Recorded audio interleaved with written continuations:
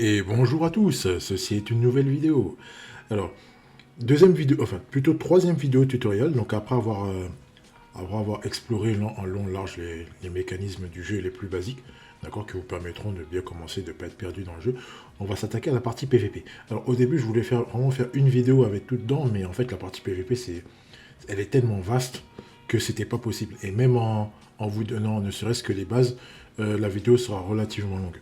Donc, parce qu'il y aura pas mal d'explications à donner, et vraiment essayer de vous expliquer ça le plus clairement possible. Voilà. Alors, cette vidéo, bien sûr, ne vous dispense pas de suivre le meilleur conseil que j'ai pu vous donner en PvP, qui est dans l'autre vidéo, à savoir, voilà.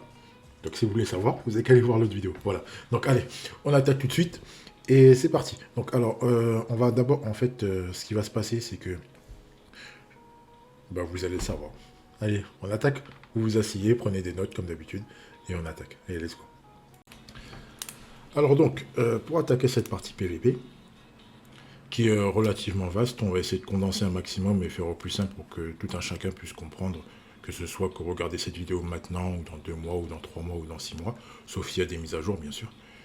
J'ai avec moi deux champions. Donc, on a un vainqueur de la première édition de la Gold Cup, que le deuxième a créé. On a un vainqueur de 4 éditions, de la Nation Cup Survivor et de la première édition de la World Cup Survivor. Donc les deux mêmes sont champions de la même édition, qui sont également champions de la WCIC de la deuxième ou la troisième édition, si je dis pas de bêtises. Donc voilà. Donc je vous présente Alassane Dragon et Fouad. Bonsoir à toutes les baleines de France. Ici le jus. Comment allez-vous? Bonsoir la team, bonsoir à tous. Bonsoir à tous les fans de Mactirus. J'espère que vous allez bien. Voilà, donc, petite aparté au passage, Fouad, il a aussi sa chaîne PVP, il a fait pas mal d'interviews qui sont assez sympas. Je vous mettrai le lien en description, donc allez voir à l'occasion, vous passez ça quand vous êtes détendu, c'est vraiment sympathique. Voilà, donc à 3, c'est plutôt à 2, c'est plutôt eux qui vont vous expliquer plutôt que moi. On a tourné plusieurs matchs et on va arrêter sur chaque séquence et à chaque fois, soit pour chaque séquence, on va vous expliquer le comment du pourquoi, essayer d'être le plus clair possible. Donc prenez des notes et c'est parti.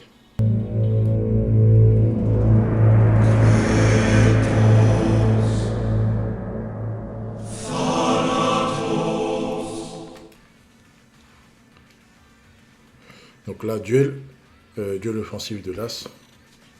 Donc ça passe au niveau. Et observez bien, la défense manuelle commence maintenant. Voilà, stop. Voilà, on laisse l'action se terminer. Et enfin, annulation d'action.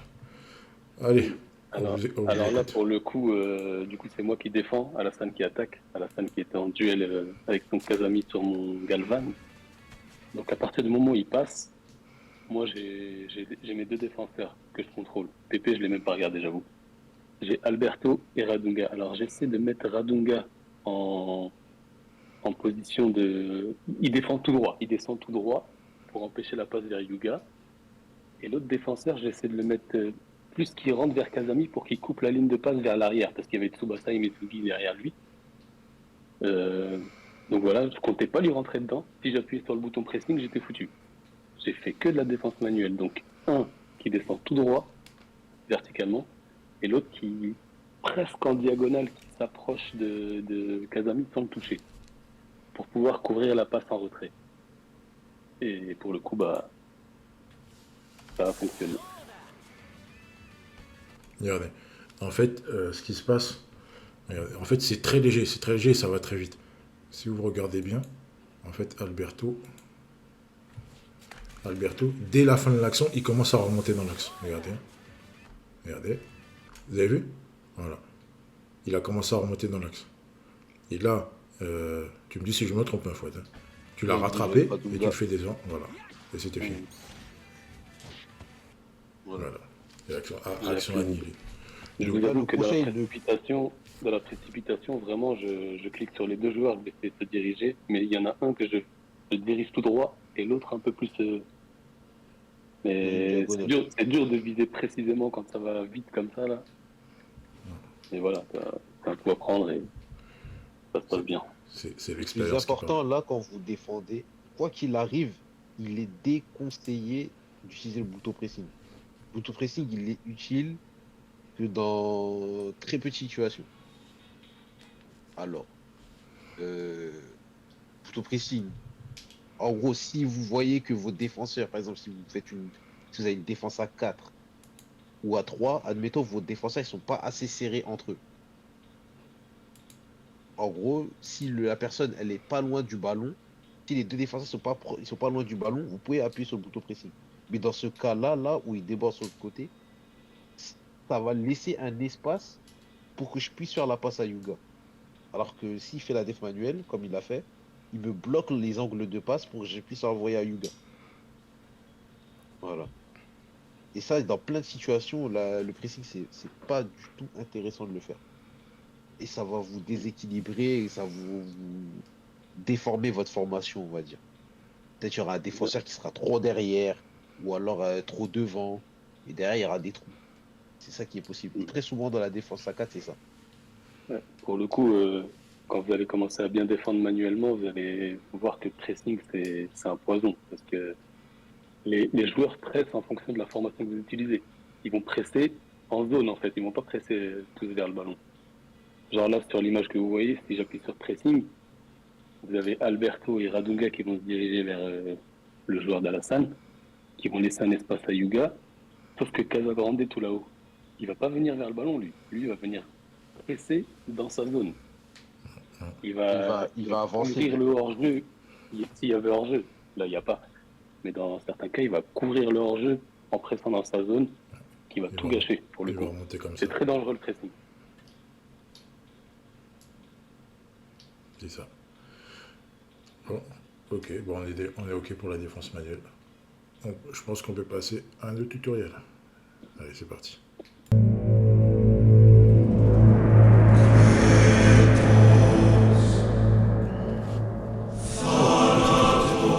va un peu vous expliquer la gérance de la phase offensive. Alors, on va vous montrer deux cas distincts.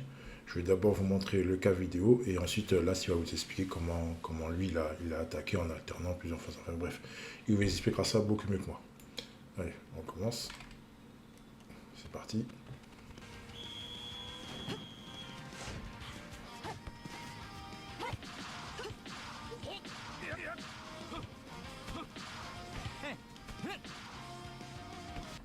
Voilà. Alors, bon, vous avez vu, il y a pas mal de jeux de passe pour arriver à aller chercher un duel solo. Le but, c'est de favoriser le duel solo. Ok. Maintenant que ça c'est fait, je vais vous montrer sa phase à lui et puis il va vous l'expliquer. Vas-y. Donc là, je fais mon engagement en 3-2-2-3. J'ai mes deux MO qui sont accessibles. Je le mets en milieu équilibré. Du coup, là, tout est bien en bloc en formation. Ensuite, là, je lance mon attaque. Je me passe en offensif pour relancer mon attaque. Je fais ma passe. Le Kazami, il va trouver une solution pour Misaki. Donc, je me remets vers le centre pour attirer son latéral. Derrière, je fais une passe en profondeur. Et là, le plus important, c'est au moment où je fais ma passe en profondeur, il faut que mon Yuga ne soit plus hors jeu. Donc là, je passe en défensif pour que tout mon bloc descend. Mais Misaki, lui, il n'a pas besoin de descendre vu que la passe, elle est déjà partie. Lui, il est déjà parti. Du coup, il faut faire reculer l'attaquant. Du coup, quand vous vous mettez en défensif, tout votre bloc recule. Quand vous vous mettez en équilibré, ça se remet dans la formation que vous souhaitez. Ça ne va pas se déformer. Et quand vous mettez en offensif, vos attaquants, ils montent complètement. C'est pour ça que quand j'ai lancé mon attaque, j'ai dû passer en attaque, en offensif. Voilà. Du coup, là, quand je fais ma passe en profondeur, vous verrez Misaki, il sera tout seul. Mais, comme vous l'avez vu dans le clip d'avant, j'ai eu le marquage qui m'a empêché de trouver Yuga. Et sur ce, il était quand même en jeu parce que j'ai pas assez reculé avant de faire la passe en profondeur. Voilà. Bon, bon, deuxième séquence d'attaque.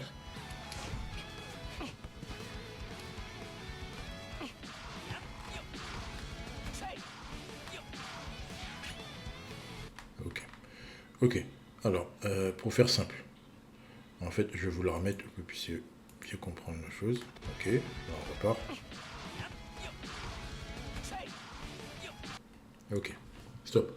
Alors, j'arrête au premier duel.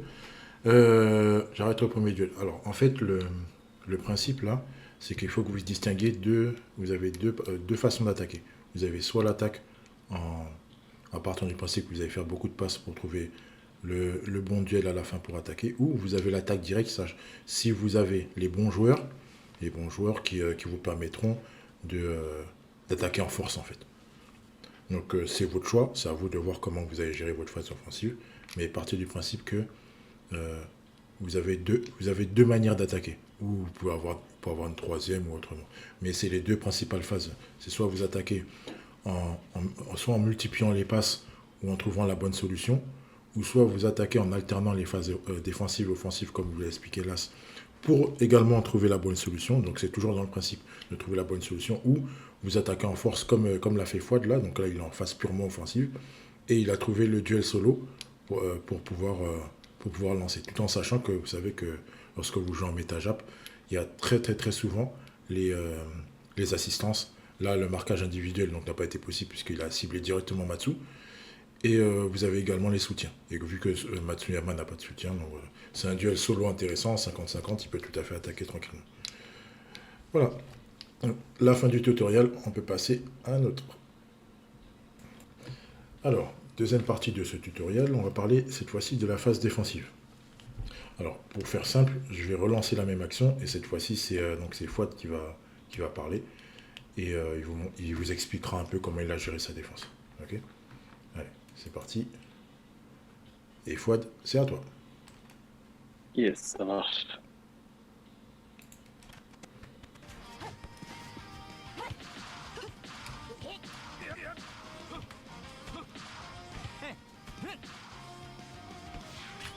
Ok. Bon, vas-y Fouad, je remets légèrement en arrière. Et Ouais, donc ça c'était l'action ça c'est Alassane qui attaque dans cette action. C'est ça, et c'est toi qui as défendu. Donc, ok. je remets bien Bon, au début. Vas-y. Alors dans ce système-là, je connais très bien Alassane, il a toujours une habitude, une grosse habitude à donner plein de hotlines à ses joueurs essentiels, notamment Tsubasa, Misaki, Yuga. Donc c'est ce qu'il fait avec Mizugi, il donne des hotlines un peu à tout le monde. Moi je le sais ça. Et du coup, je le regarde mettre ses hotlines, je joue en équilibré, je me jette pas tout de suite. En attendant, je suis en train déjà de savoir vers quel côté il va attaquer pour placer mon calme. Là, je le vois aller vers Soda, je sais que c'est soit Mizugi, soit Misaki qui va avoir le ballon.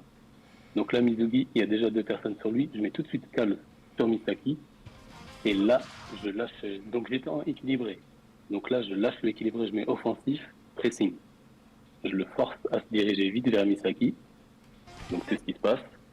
Hop, il réussit son action, le ballon va aller sur Misaki. J'ai mis calme avec Tiger Brand avec le Schmidt qui presse.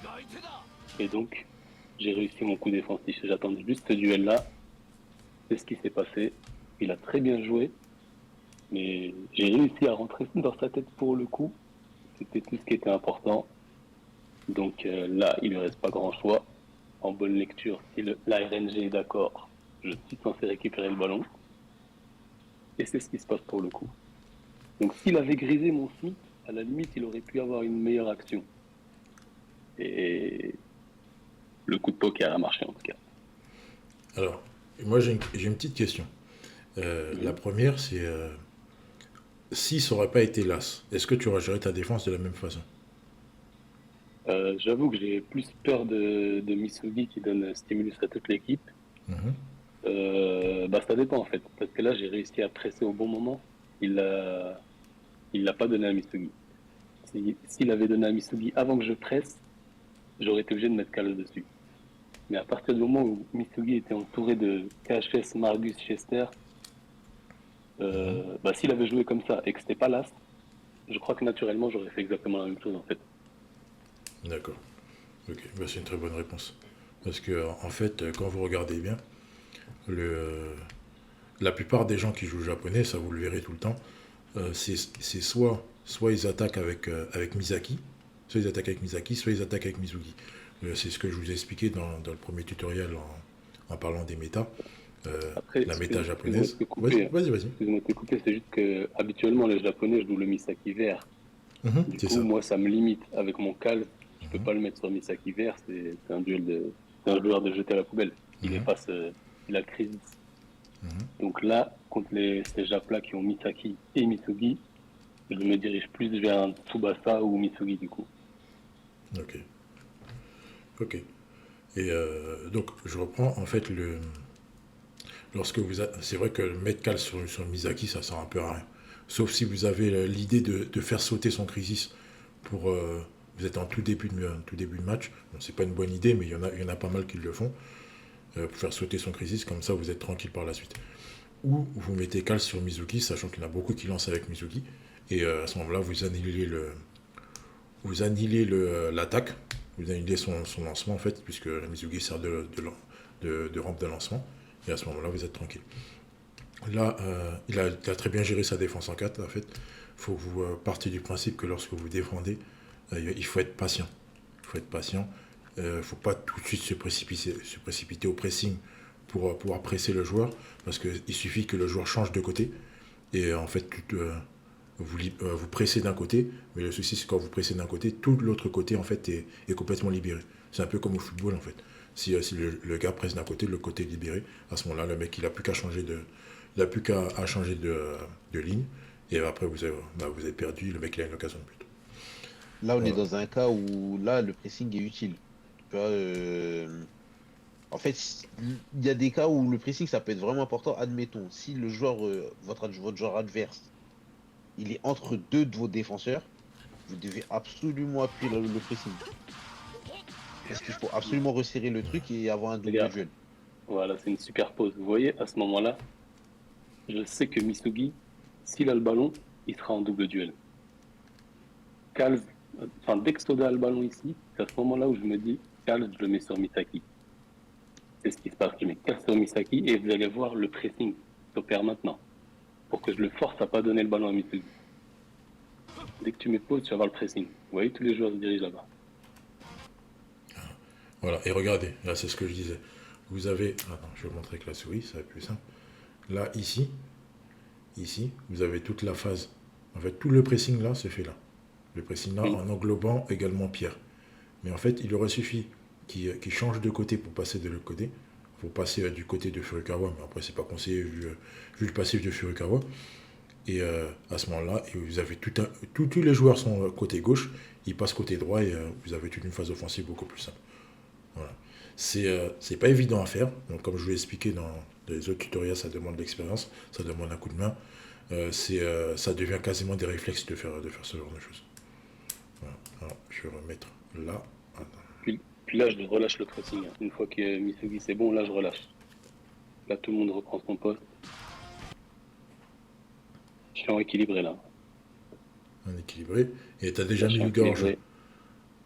Voilà. Là, ce qui est dangereux, c'est s'il essaie de griser mon Smith. Après, mon Smith est bleu, le Kazami est rouge. En temps normal, je prends pas énormément de risques, mais c'est le seul danger. Parce que là, j'ai lock son Misaki de toute façon. Alors, moi j'ai une petite question pour terminer la phase défensive. Vu que le Schmitt a le follow de son frère, est-ce que tu as fait ça tout en sachant que en fonction des passifs, avec les passifs des deux Schmitt, il y en a un qui est non Jap et un qui Non, non, pas est du Jap. tout. Et déjà de base, je Ouais. savais même pas que c'était le Schmidt qui recrutait. C'était surtout pour couvrir Michael. C'était Michael qui avait Misaki. À ce moment-là, je sais pas si tu te D'accord. rappelles à quel moment, c'est quand Soda a le ballon. Mhm. Je sais pas contre qui Misaki prendra un duel s'il l'a. Pour moi, c'est Michael le plus grand danger. Voilà, tu vois, Misaki, il était encore au niveau de Michael Attends, je vais remettre légèrement. dans sa gestion des passes. Il est arrivé à Schmidt, mais non, non, non, j'avais pas du tout prévu ça. Je serais un génie si je pensais aussi loin. D'accord.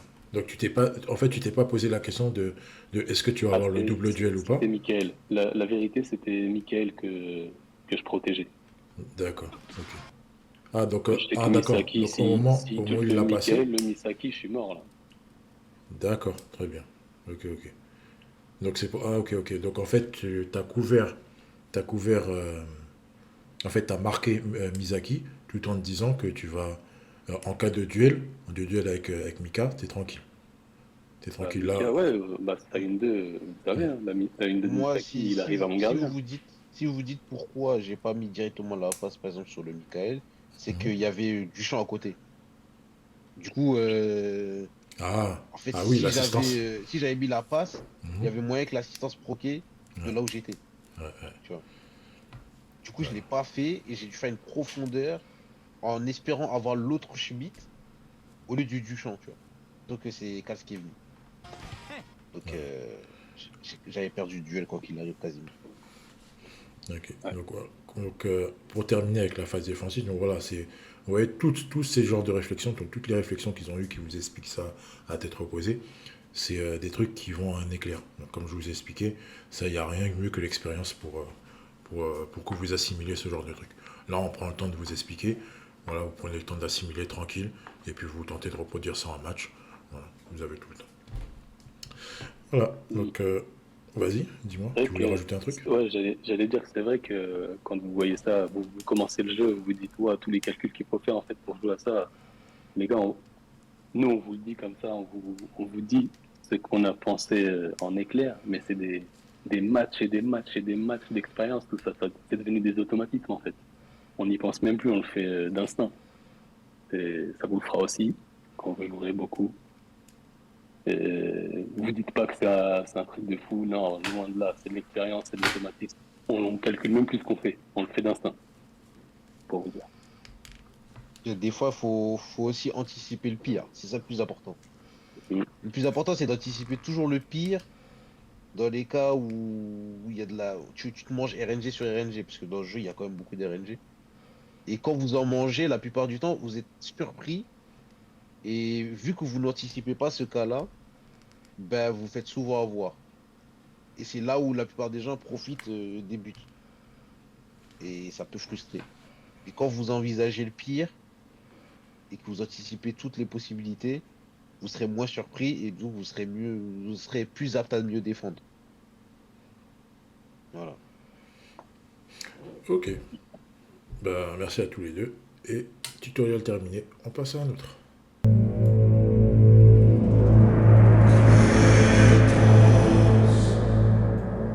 Alors, tutoriel, on va parler de l'autopasse. Qu'est-ce que c'est l'autopasse? En fait, l'autopasse, c'est l'action de se faire une passe à soi-même dans la surface pour pouvoir enchaîner là, sur l'action suivante.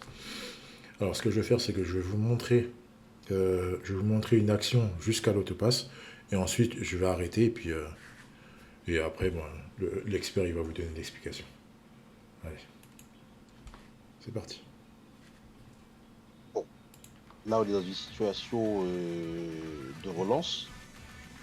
Donc là, on a le Misaki contre Kaz qui fait un duel. Je réussis mon duel. Donc là, je vois que j'ai déjà une solution toute prête. Donc j'attaque le centre avec mon Kazami. Voilà, et je me retrouve ici. Et on fait pause. Là, on arrive à l'autopasse. Donc, qu'est-ce que l'autopasse? C'est simple. C'est comme une pause dans une télécommande. Là, vous faites ce que vous voulez. Vous êtes maître de votre situation. Vous savez exactement où sont positionnés vos joueurs. Vous savez, vous pouvez aussi anticiper où peuvent se déplacer les joueurs. Voilà, c'est la meilleure. Quand vous êtes dans cette surface et que vous faites au pass, c'est vous le maître du jeu. Vous savez exactement où vous devez la mettre. Et il faut être très rapide. Là, vous avez 15 secondes de réflexion. C'est 15 secondes très importantes qui peuvent vous donner une action de but. Dès que vous avez cette situation-là, vous ne devez pas flop. Voilà. Mais dans cette action, on va voir que j'ai flop. Mais c'est pas grave. On est là pour expliquer. On est là pour expliquer. D'ailleurs, Le plus important, c'est d'expliquer. d'ailleurs, ce geste de l'autopasse, il n'existait pas en vrai dans le foot, hein. Voilà. Ça a été inventé pour nous, pour réfléchir. Voilà. C'est vrai. C'est ça. Ça, c'est vrai. Alors, pour les autopasses de 1, ça peut se cumuler. On peut les cumuler dans la surface. Voilà. On peut arriver, on peut amortir, on peut cumuler. Voilà. Quand vous avez des hotlines sur des joueurs comme Misugi, par exemple, quand vous faites la passe à un de vos joueurs, il reçoit la hotline. Voilà. Ça, c'est important de le savoir. Quand vous êtes en surface et que vous faites une passe, la hotline, vous pouvez l'envoyer. Ça marche. Voilà. Après, c'est au gars de recevoir correctement et d'utiliser l'action qu'il veut faire avec. Mais du moment où il lâche après la balle, c'est terminé. Voilà. Maintenant, on peut passer Sauf, à sauf l'action. pour les hotline PS, mais bon, ça, Max, tu vous en parlera plus tard. Ouais, la différence entre Outline et Stimulus, ouais, elle est importante. Et ça fera l'objet du tutoriel suivant. Alors, on va laisser l'action. Alors, vous voyez que ça dure quand même un petit moment. Ok, pendant tout ce temps-là, il y a le temps de la réflexion de savoir où je vais envoyer le ballon. Je remets pause. Où il va envoyer le ballon et essayer d'anticiper comment il va défendre parce que là, il a deux solutions. Il a même trois, mais bon, la troisième, elle est un peu compliquée. C'est soit il envoie sur Tsubasa, soit il envoie sur Yuga, ou soit il envoie sur Kazami. Mais bon, je vous avoue que la solution Kazami, elle est un peu complexe, mais moi, vaut mieux pas la tenter. En, Parce que, en vrai, oui, il y a plusieurs solutions. Celui qui défend, là, pour le coup, il est dans le mal. voilà. Là, parce que, imagine, il décide de faire la passe à Tsubasa contre Matteo. Kals, je vous rappelle qu'il dort. Il vient de se faire battre en duel par Misaki. Tu vois, il y a la solution Tsubasa, elle est très dangereuse. Il y a la solution passe à Yuga avec l'outline, très dangereux. Il y a aussi, il peut griser par exemple Pierre, tu vois, il met en retrait derrière Pierre sur Kazami pour mon brain, tu vois, il y a plein de trucs à faire en fait. C'est ça. Plein de trucs à faire, c'est là, celui qui défend, il est en galère. C'est Il va ça. falloir être N'hésitez réactif sur surtout ce point. pas, n'hésitez surtout pas à, lorsque vous arrivez dans la surface, vous avez du champ, vous avez un champ libre, n'hésitez pas à autopass pour avoir une vue globale. C'est très important. Même si vous voyez qu'il n'y a personne, il n'y a pas d'obstacle, rien, n'hésitez pas à autopass. Ne faites pas forcément la passe directement, parce que des fois, ça arrive, par exemple, dans des formations, ou par exemple, vous mettez en défensif, vous faites la passe à votre attaquant directement au lieu de la faire en autopass, eh ben, ça arrive au gardien. Et du coup, ben, ça peut être l'objet du contre-attaque. Et derrière, vous faites punir. Hum. Voilà. C'est très important que des fois, vous ralentissez votre jeu. Même si vous êtes dans une phase très favorable, vous faites votre autopasse, vous prenez le temps de visualiser l'entièreté du terrain, voir quelles sont les opportunités de l'adversaire, quelles sont vos opportunités, et derrière, vous choisissez la solution.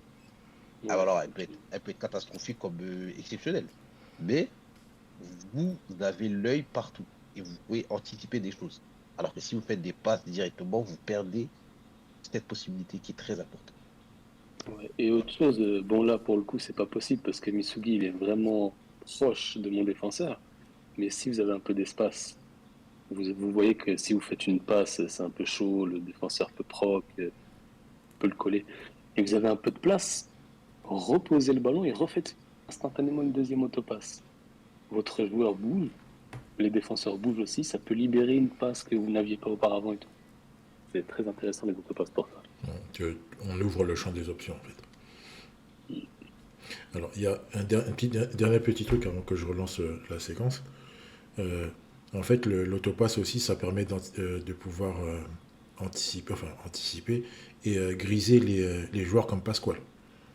Donc Pasquale ou comme Misaki PSG qui ont l'invisibilité, la défense furtive, plus l'auto-inter. Donc si votre adversaire, parce que ce joueur-là en question, vous ne le voyez pas, donc s'il se met entre eux, donc ici, donc avec ma souris, je montre là, donc s'il se met ici, entre les deux joueurs que vous ne voyez pas, vous faites une passe directe, vous perdez le ballon. Alors qu'avec l'autopass, vous faites une passe TS, ça passe tranquille. Voilà. Ça vous permet vraiment d'ouvrir le champ des options lorsque vous faites une autopass. Et ça vous permet aussi de pouvoir 5 secondes, ok, et puis après vous relancer. Bon, on relance la séquence. Voilà. Et là, Fouad, ça va être à toi. C'est un réflexe. Voilà. Et voilà, les réflexes qui ont été récompensés. Donc, comme je vous l'ai dit auparavant, bon, il y avait plusieurs choix, plusieurs options pour Alassane. Yuga, ça contre Matteo de l'autre côté, Kazami derrière Pierre, il y avait plusieurs options. Pour moi, à ce moment-là, lui, il réfléchit à la passe qu'il va faire, moi, je réfléchis à ma défense. C'est quoi le plus facile à faire? Je peux éloigner Matteo, mais si le ballon va sur Yuga, j'ai perdu une défense manuelle.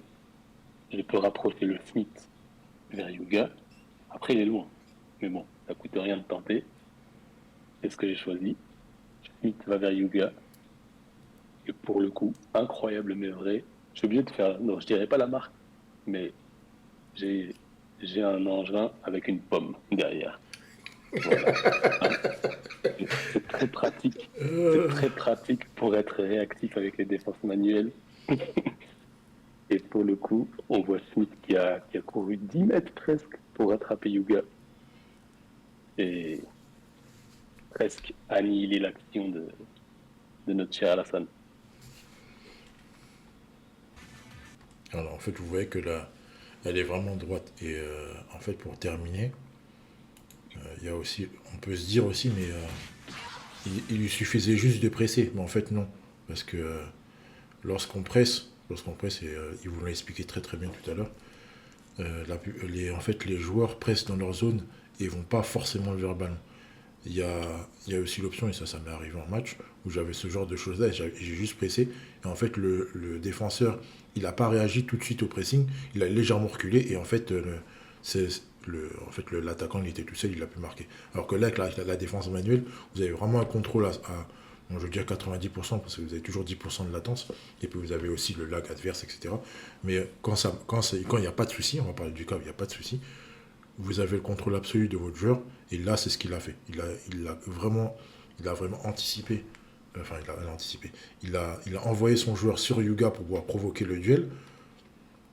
Et les deux autres joueurs, donc là, vous voyez Pierre et Chester en haut, en fait, qui automatiquement redescendent. Là, eux, ils vont aller vers le ballon, ce qui est naturel pour eux. Mais la défense du Schmitt, elle est vraiment contrôlée. Il va vraiment tout droit en plein sur Yuga. Et puis voilà. Voilà, et puis voilà. Juste J'avais un une petit truc analyse. à ajouter, Vas-y. parce que c'est vrai qu'il y a la solution pressing qui est, on va dire, à triple tranchant, Mhm. parce que le pressing, il se passe bien. Il peut se passer ce qui vient de se passer là. Genre, tu mets pressing, le Smith, il fonce sur Yuga. Mhm. Il peut aussi y avoir la phase où c'est une défense à 4. Le Schmitt, il va presser vers sa zone. Il va pas du tout dans la bonne direction. Et puis, troisième chose, je pense que ça nous arrive à tous. Obligé à la salle Mac, ça vous est arrivé. Vous appuyez vite sur pressing, vous vous rendez compte que votre doigt, vous avez appuyé, mais Ouais, ça le fonctionne bouton de pas. pressing, il s'est pas enclenché. Ouais. Vous appuyez sur votre écran pour rien. Ça me le fait trop souvent. Ça, j'ai plus confiance. C'est la latence qui fait ça. La Et ça, latence, en fait, c'est la latence tout de suite franchement, après la passe, en fait, lorsqu'on ouais, regarde donc sur limite, l'écran il faut de faire fait, un double clic pour être ouais, sûr que ça voilà, prenne. c'est ça. Et le temps du double clic, en fait, c'est déjà fini. Ouais, bah, j'ai plus de confiance dans la def manuelle, du coup, pour le coup. Voilà, donc on vous a donné tout ce qui était autopass. Je pense que le tutoriel est fini. Et on peut passer au suivant.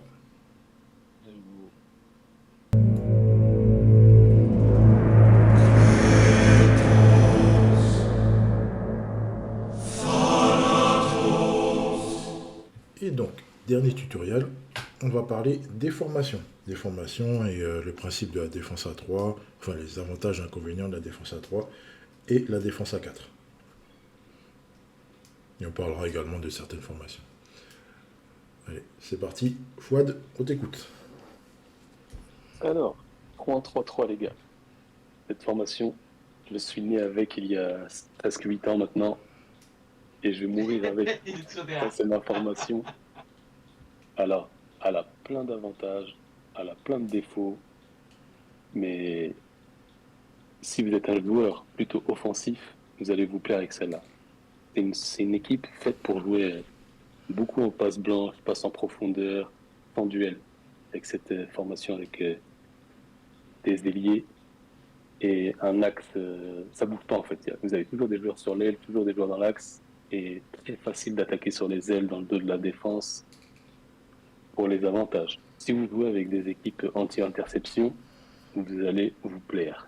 Les MO qui donnent la balle derrière le défenseur pour le dériser, trouver l'attaquant facilement.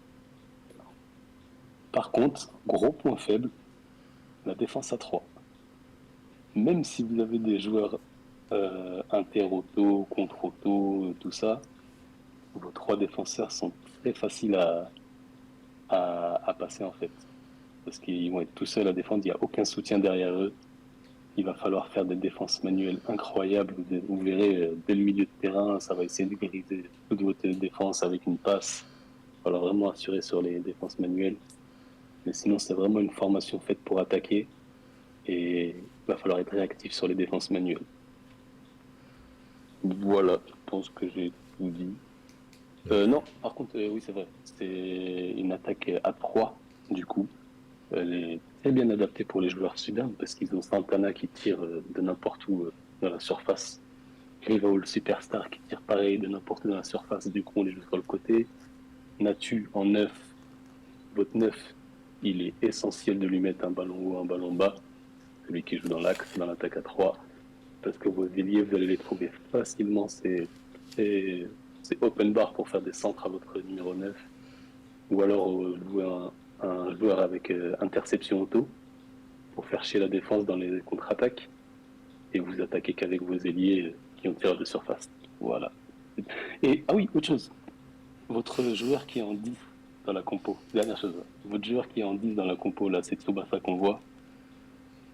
Vous allez quasiment pas le voir. Vous pourrez lui donner le ballon de temps en temps, mais il est tout le temps collé à votre attaquant de pointe. Dès que vous attaquez, ça c'est un gros hic, dès que vous attaquez, vous essayez de trouver votre attaquant de pointe, le 10 est tout le temps collé à lui. C'est un petit défaut et avantage de la compo. La seule Voilà, solution, en gros, pour détacher le 10 du 9, c'est que quand vous arrivez à chercher votre attaquant, vous mettez en défensif, ou alors vous mettez équilibré, vous passez en offensif ou en défensif. Et là, il y aura un décalage entre les il y a deux, un petit mouvement entre les et vous deux, pouvez choisir.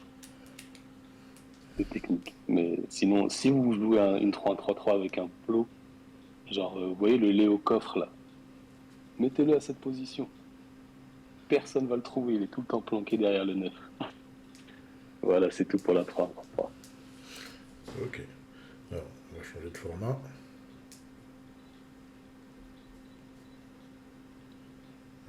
Ok.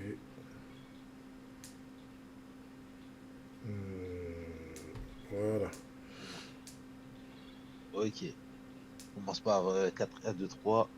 Alors, ça, c'est une format qui est beaucoup plus équilibré, qui a 5 joueurs défensifs, 5 joueurs offensifs. Du coup, c'est plutôt intéressant pour les méta comme la JAP et même la club qui peuvent en profiter. En gros, on a nos 4 défenseurs. Quand il s'agit d'attaquer, les latéraux montent très haut. Du coup, vous pouvez être libre sur le côté et trouver des solutions à partir des côtés. Soit vous passez par votre 10. Et si vous avez votre milieu défensif qui sait construire, ou qui sait faire des passes, qui sait dribbler et tout, vous pouvez aussi jouer avec votre 6 qui peut être meneur de jeu. Vos MO seront très très très hauts la plupart du temps. Ils ne seront pas souvent sollicités. Après, vous avez vos 3 attaquants. Les 3 attaquants, ça peut être des attaquants qui ont passif de surface, ou alors c'est des ailiers purs qui se demandent à dribbler ou à aller faire une 2. En un contre un, ça peut être très intéressant. C'est très accessible de trouver. Très intéressant aussi dans des situations de contre-attaque, parce qu'ils sont très bien placés de base. Donc du coup, pas besoin forcément de jouer en équilibré ou quoi. Soit vous allez en offensive, vous foncez et vous avez des solutions tout de suite. Euh, Après, en attaque placée, c'est un peu plus compliqué, mais quand vous jouez votre latéral et votre MO, ça ne devrait pas trop poser de problème. Et si vous jouez bien avec votre MD, vous croisez un plot, ouais, un joueur très nul défensivement, ça peut être super intéressant. Vous pouvez trouver une passe très lointaine, et derrière, vous avez direct une solution devant, et votre attaquant, s'il a les ballons haut, ballon bas, ou un tir au sol, il a assez d'espace pour tirer au sol, il peut tirer ballon haut, ballon bas. C'est parfait. C'est une bonne formation pour les Asiatiques. Moi, je trouve que cette format, c'est un très bon move si vous voulez une 3-1-3-3 avec laquelle vous voulez défendre plus, enfin mieux. Parce que vous gardez vos 3 attaquants qui ont les mêmes positionnements que dans un 3-1-3-3. Et normalement, vos 2 MO, ça doit être des très bons MO qui vont pouvoir trouver vos ailiers. C'est un bon mix, je trouve, si vous voulez une 3-1-3-3 pour défendre. passer à 4 défenseurs. Je pense que Ouais, c'est. mais je la trouve vraiment intéressante pour la méta club et la méta asiatique. Après, pour les méta, par exemple, comme la Sudam, on peut la faire, sauf qu'il va falloir faire des choix devant. Bah, Et le je sais problème, qu'il c'est y a qu'il y beaucoup a, d'options il y a et il faudra choisir. auto-inter qui va sauter. Enfin, l'anti-auto-inter qui va Oui, sauter. voilà, vous devez faire des C'est choix ça les entre problèmes. Pépé, C'est ça. Ino, Léo, le nouveau qui vient d'arriver, le Mhm. Rivaoul rouge, le Rivaoul bleu, le Santana, le Natureza. En Après, fait, Voilà, même il dans y a la plein team de Euro, on la voit pas mal cette format aussi. La en team fait, cette Euro. formation-là, elle est plus faite pour les teams équilibrés, puisque la méta Sudam, c'est vraiment une attaque agressive. Et là, c'est Ouais. plus du posé puis pour avancer. Parce que Bah, perso, si tu joues avec ça en Sudam, les latéraux, c'est quoi? C'est Naldo, Roberto Carlos. ouais, Parfois c'est Ah, c'est une Casagrande, et explosion. là, parfois c'est. Casagrande, voilà. Et, déjà, tu mets Senaldo, c'est déjà mort. Et tu mets Roberto Carlos, c'est déjà compliqué. Donc, Alors que dans la Jap, c'est la muraille de Chine. T'as Il Ishizaki y a- qui appelle Mizugi, t'as Urabe qui appelle Ishizaki, t'as c'est ça. Misugi qui est collé à tout le monde, t'as Exactement. les les défenseurs résistants Igawa, centraux, les Saga. résistants. Voilà, C'est ça. C'est vrai que ça Ouais. peut être c'est une intéressant. bonne format asiatique en tout cas. S'il y a des Asiatiques qui cherchent une bonne compo, Ouais. Change de Voilà. formation. Après, voilà, ça c'est la formation. Ça c'est une formation digne des mecs qui savent construire. Tu vois, c'est des gens qui savent jouer le ballon.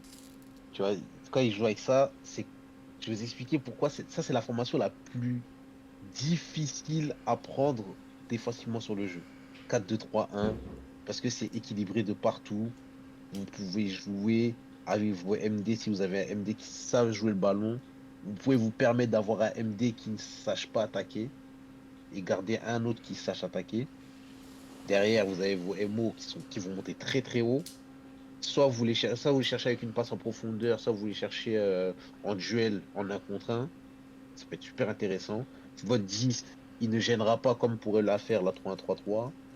Votre attaquant, il est tout seul devant. Donc, s'il est polyvalent, c'est excellent. S'il n'est pas polyvalent, ça va être un problème. Faut oublier cette formation. Voilà. Il faut Maintenant, si vous n'avez pas de 1-2 aussi sur vos MO, c'est très important dans cette formation. Si vous n'avez pas de 1-2 sur ces MO-là, c'est mort aussi. Il faut oublier. Vous ne pouvez pas avancer vite sans les 1-2. Voilà. ouais. C'est J'allais très dire, dépendant des 1-2. ce qui est fort dans cette team-là, c'est que vous avez des MO qui ont une distance augmentée.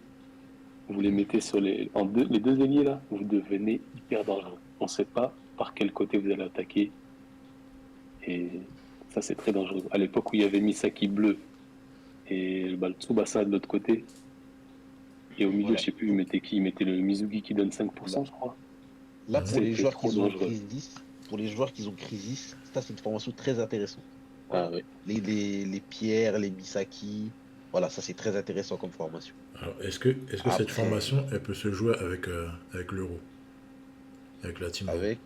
avec la team euro, Pas de- sachant que la team Des euro, elle est vraiment basée euros. sur, ouais, et c'est Ah, que la pour team Euro, c'est KHS. compliqué quand même, hein. C'est compliqué. Il y a des Ça, attaquants dans les euros, il n'y en a pas qu'un. Il y a les Margus, il y a KHS, il faut placer Matteo, il y a la Pierre team Euro a maintenant. besoin d'être beaucoup boosté et il y a beaucoup d'attaquants qui permettent de booster. Et on peut pas se permettre d'avoir un Matteo qui n'a pas de 2 et qui est plot de jouer MO, ce genre de formation. Ah, pour moi, Même ça, derrière C'est pas l'attaquant. intéressant. celle-là, elle est dédiée à la Il Jap peut pour jouer moi. derrière l'attaquant, Mhm. mais il faut que tes deux MO sur le côté peuvent t'apporter des solutions. Si par exemple devant c'est KHS, Mhm. il faut que les MO t'apportent déjà beaucoup pour l'équipe et que derrière ils savent faire ce qu'ils veulent, ils peuvent tout faire, tu vois. Sinon, tu pourras pas jouer cette formation librement quand tu la souhaites. C'est trop compliqué. D'accord. Voilà. Mais défensivement, c'est costaud, c'est solide de partout. Tu peux te permettre d'avoir des joueurs qui n'ont pas auto-inter. Tu peux mettre la pression, tu peux aller en bloc. C'est vraiment compact. C'est compact comme il faut. Mais après, derrière, il faut savoir assurer entre offensif et défensif équilibré. Voilà. Et normalement, ça devrait le faire. Ok. Bon, Ensuite, on va passer à la formation purement offensive. Euh, le football. Ça, c'est le grand football. Ça, c'est l'agression. Voilà. La 3-1-2-4 ou la 3-2-1-4. exceptionnel de Plus manière la offensive. 3-1-2-4. 3-1-2-4, exceptionnel pour attaquer. C'est la meilleure formation pour attaquer. Voilà, on n'a pas le défaut de la 3-1-3-3. Malgré la 3-1-3-3, elle est plus redoutable dans certaines situations. Mais dans cette formation-là, l'atout incroyable de cette 3-1-2-4, admettons, c'est que par exemple pour la Sudam, si on a des attaquants surface comme Riva ou les Santana et qu'on les met dans les deux positions d'attaquants centrales, quand vous pouvez faire des profondeurs, vous ne serez pas gêné. Quoi qu'il arrive, ça arrive dans leurs pieds, c'est terminé. Il va tirer. Là, pour le coup, avec la Sudam qu'on a actuellement, cette compo, elle est incroyable. Parce que les attaquants, ils défendent. Ils attaquent, mais ils défendent aussi. Ouais. Voilà. Et Vous dans cette devenez formation, très là où dangereux c'est avec la Sudam. là, c'est très intéressant parce que en fait, là, dès que vous avez cette première ligne de 4, quand vous voulez mettre la pression à l'engagement, vous pouvez directement mettre en offensif. Quand vous mettez en offensif, il y a pas d'espace entre les joueurs. Et juste derrière, il y a les MO. Et les MO, ils peuvent bloquer aussi. Donc, si vous êtes intelligent, vous déplacez correctement vos joueurs, comme il faut en bloc, vous pouvez mettre la pression tout de suite. Et s'il ne sait pas quoi faire, eh ben, la plupart du temps, il va perdre le ballon et vous allez avoir une occasion. Voilà. Ça, c'est vraiment fort. Par contre, si vous mangez une passe dans le dos du bloc de 4, là, il va falloir commencer à zouker correctement. Il va falloir bouger beaucoup. Sinon, c'est les problèmes. C'est comme la 3-30. C'est des risques à prendre, Mhm. mais c'est pas grave. C'est en C'est mode, si vous jouez cette format, c'est vous devez marquer en premier et vous devez toujours marquer. Voilà. c'est vraiment C'est ça. Je pense que la Tony, formation agressive par c'est une excellence. team, il faut prendre des risques. Ça, c'est le. Quand on est en prolongation ou en prolongation, et tu sais que tu vas avoir attaqué, tu mets cette formation, en général, ça surprend. Ça surprend, c'est pas tout le temps que les gens passent dans cette formation-là. J'en connais qui le Et font. voilà. J'ai même un exemple en tête de quelqu'un qui le fait. C'est vraiment, ça surprend, et puis t'as la masse de joueurs qui attaquent. Et deuxième indication aussi, les- c'est parfait aussi pour les gens qui jouent anti-auto-inter. Parce il suffit que en fait, l'anti-auto-inter attaque majoritairement, je dis bien majoritairement, les MD et les DF. Et là, si vous avez des attaquants qui auto-inter devant, vous êtes largement gagnant, quoi. Vous coupez toutes les passes. Ouais. Et si vous avez en plus vos offensifs qui montent derrière, c'est parfait. C'est Ouais. parfait. Et par exemple, pour des passifs, par exemple, mettre des ailes ou alors mettre de surface, par exemple, les deux persos de côté sont très intéressants. Par exemple, les mecs comme Pépé, c'est très intéressant dans cette formation. De mettre dans cette position-là, délié sur le côté et tout ça. Ouais, parce que- Et aussi, comme on a fait le tuto d'autopass, Mhm. très utile, parce que là, vous aurez beaucoup d'opportunités d'avoir des autopasses seuls dans la surface. Dans cette formation, c'est la meilleure formation pour avoir une situation solo dans la surface. Très facile. Voilà. Ok. Bon, maintenant on va attaquer des formations un peu particulières. Attends. Non, Aïe, aïe, aïe. c'est ça. Ça y est, on va rentrer dans des formations de vermine. Ouais. On va aller sur des formations. Il n'y a rien à dire. Ah ouais, non, là, c'est des formats de vermine. Alors, je vous explique. La 3-1-4-2, très gros défaut, c'est que vos attaquants et vos MO ne sont pas centrés pour aller choper une situation. Admettons, vous jouez par exemple Jap, vous êtes en 3-1-4-2. Admettons, vous n'avez pas Sano. D'accord? Vous n'avez pas d'attaquant de surface pour tirer directement dans la surface. Parce que cette formation, elle est faite pour des joueurs qui ont tireur de surface. Mais si vous n'avez pas ces joueurs-là, vos joueurs sont forcément handicapés par rapport à l'angle. Du coup, quand vous tirez, vous ne retrouverez pas des stats au maximum, quoi. Par exemple, si vous avez Tsubasa, c'est votre seul buteur, par exemple, contre Salinas, vous jouez cette formation, il y a très grande chance que vous perdez énormément de stats avant d'arriver au but. Voilà. Vous allez peut-être beaucoup bouquer, même vous allez faire beaucoup de passes, autopasses, pour avoir une situation devant Salinas tout seul dans l'axe, bah ça va être compliqué. Par contre, pour mettre la pression, c'est extrêmement solide. Vous pouvez arriver, vous pouvez déplacer vos attaquants comme vous le souhaitez. Vous gardez votre bloc de 4 au milieu assez médian, vous vous mettez peut-être dans la zone centrale, vous ne pressez pas très haut. Vous attendez juste qu'il arrive au milieu de terrain et après vous pressez. Et là, vous allez avoir quelque chose de grandiose. Par contre, s'il passe votre milieu de 4, vous êtes à notre bord. comme les autres formations. Voilà. Comme la 3-1-2-4, comme la 3-1-3-3. 3-1-3-3, voilà. Tant que vous n'avez pas deux MD, si votre MD il est trop loin dans des situations, et par exemple, c'est pas un Misugi ou un truc comme ça, ou Duchamp, où tu sais, il y a Il y a une l'assistance. assistance, Ouais, votre MD sera jamais sollicité en fait. c'est Alors ça. que c'est peut-être le joueur le plus important de votre équipe. Et avec cette formation, c'est très compliqué. Voilà. C'est pour ça que je conseille par exemple à des débutants de jouer avec deux MD avant de jouer avec un seul MD. Parce qu'un seul MD, c'est très très dur. Ok. Dernière formation.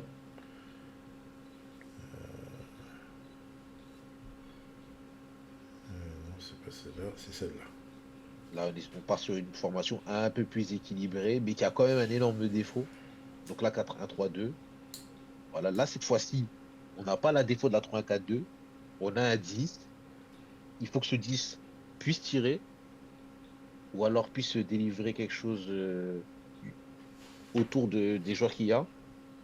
Donc, ça peut être intéressant de jouer cette équipe-là. Donc, le problème, c'est qu'il faut beaucoup solliciter les latéraux. Il faut savoir quand monter et quand défendre. Ensuite, si vous n'avez pas des tireurs de surface de réparation, comme pour la 3-4-2, ça va être très compliqué d'avoir les stats au maximum pour vos attaquants. Donc, c'est possible que votre meilleur tireur soit le MO axial. Il faut que vos MO de côté aussi, comme pour la 4-2-3-1, il faut qu'ils aient des U2. Parce que s'ils n'ont pas d'U2, ça va être très difficile d'avancer. Voilà. Soit vous sollicitez directement vos attaquants, soit vous cherchez vos MO à reculons, ou alors vous jouez avec votre sneak qui a peut-être une passe ou quoi. Mais ça peut être très compliqué.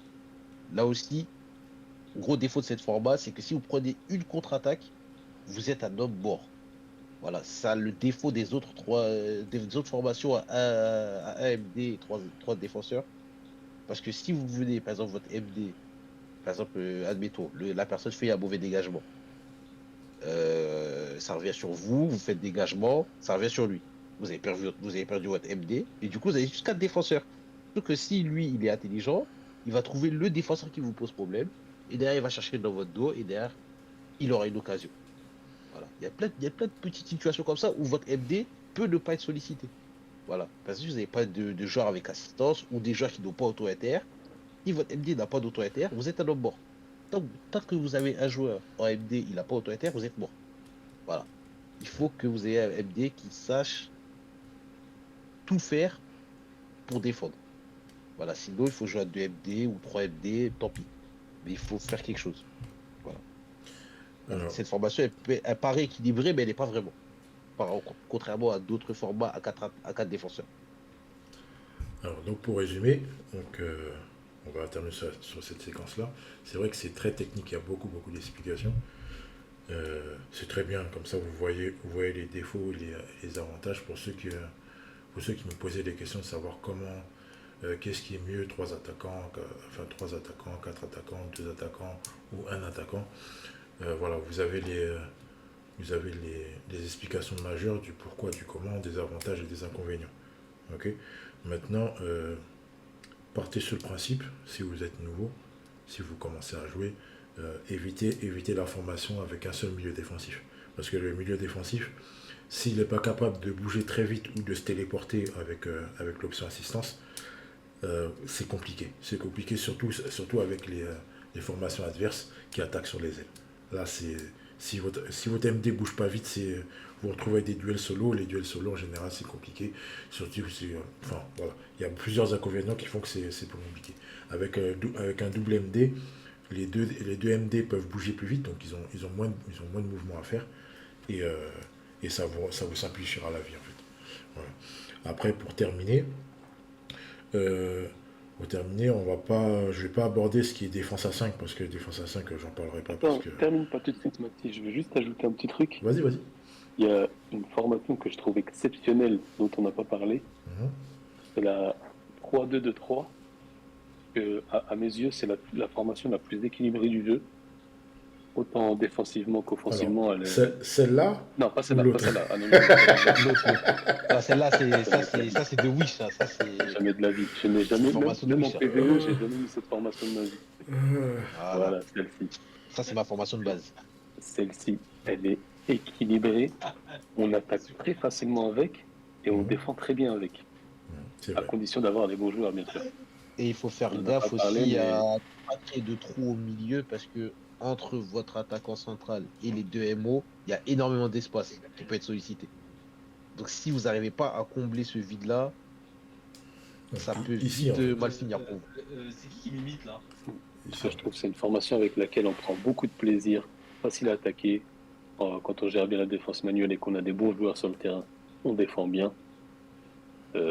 Avec les deux MD qui couvrent bien les défenseurs pour éviter les passes dans le dos, je la trouve vraiment équilibrée cette formation.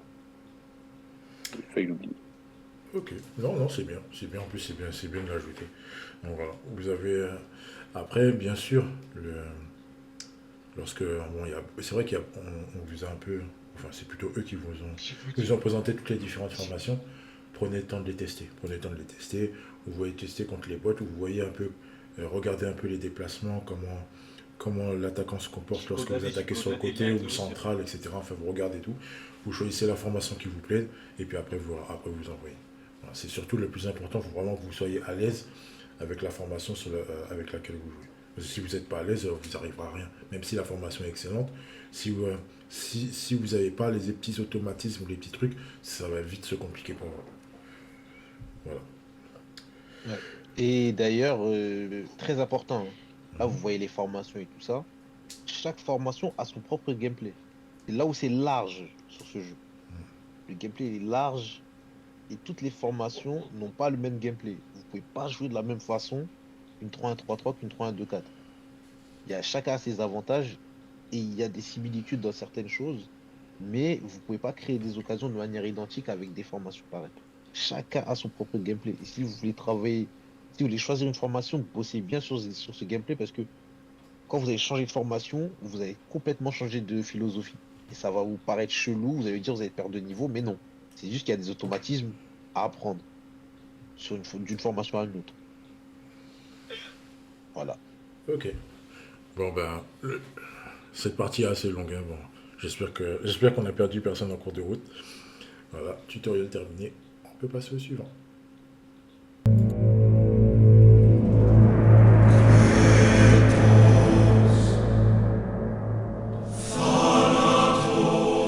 Alors, ainsi se termine notre tutoriel spécial PVP. J'espère que ça vous a satisfait, que ça va vous aider et maintenant et à l'avenir. Donc n'hésitez surtout pas. Donc vu que la vidéo est bien séquencée, n'hésitez surtout pas à bien vous repasser les séquences, à bien revenir sur le moment où vous avez besoin de comprendre, etc. etc. Voilà. Donc le tutoriel est bien fourni, bien expliqué. En tout cas, je remercie vraiment énormément les deux frères, donc Alassane Dragon et Fouad. Donc c'est vraiment des mecs aguerris dans le PvP, des mecs experts. Enfin bref, je ne vais pas faire leur éloge pendant des heures. Voilà, c'est vraiment des bons. Juste avant de vous quitter, je vais juste vous montrer une petite astuce, enfin c'est plus une commande, qui vous permettra d'effectuer ce qu'on appelle le tir rapide. Alors qu'est-ce que le tir rapide? C'est une commande qui va vous permettre de tirer immédiatement après avoir effectué une action.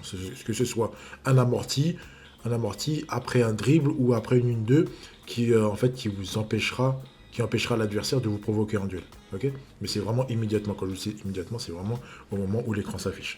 Alors, je vous montre ça tout de suite. Par exemple, on va prendre Monsieur Fago. D'accord. Donc, vous arrivez sur cet écran-là. Vous passez à l'écran à la page des TS. Et vous appuyez. Vous avez ici le petit icône là. Là. Donc, vous appuyez dessus. C'est super simple. Et vous sélectionnez, voilà, le tir rapide.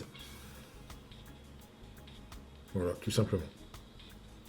Et à partir de là, lorsque vous allez être en match, vous aurez l'icône du tir rapide qui sera juste au-dessus du panneau de pressing, qui vous permettra de tirer rapidement.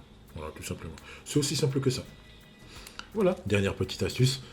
Je pense qu'on peut arrêter la vidéo là. Je vous remercie énormément d'avoir suivi jusqu'au bout.